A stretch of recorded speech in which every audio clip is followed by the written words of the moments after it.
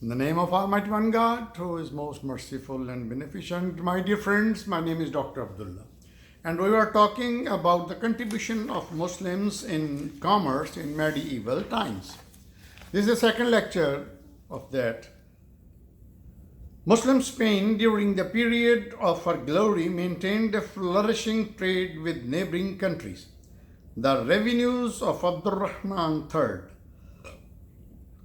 derived mostly from commercial taxes, was about 6 million sterling, an amount which, according to a European writer, exceeds the entire revenue of all the sovereigns of Christendom taken together. The Spanish port of Malaga, Cartagena, Barcelona, and Cadiz were vast commercial emporium of export and import. They possessed a merchant navy of more than 1,000 ships and had commercial representatives in the Danubian states. An active trade was carried on with Constantinople, Rome, and France. The Spanish merchants visited the ports of India, China, Madagascar, East Africa, and the cities of Central Asia.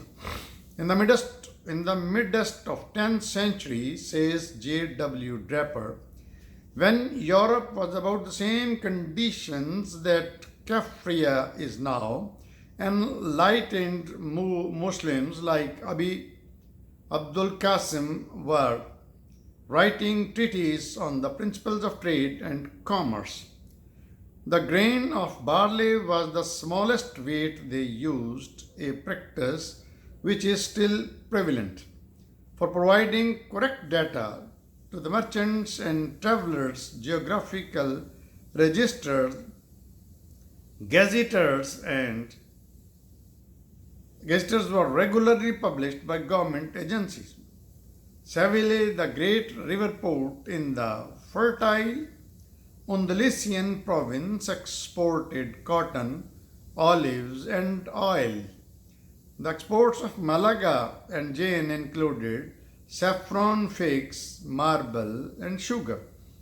An active trade was carried on with Baghdad, Damascus, Hijaz, and Alexandria. The government of Spain had a regular postal service.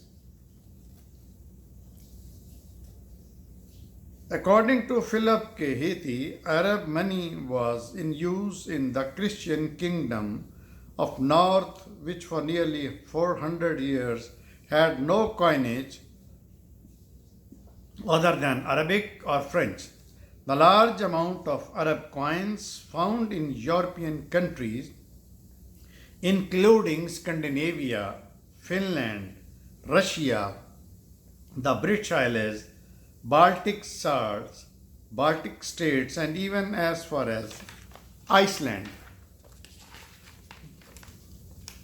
bear testimony to the sphere of influence which Muslim commerce had achieved in Europe.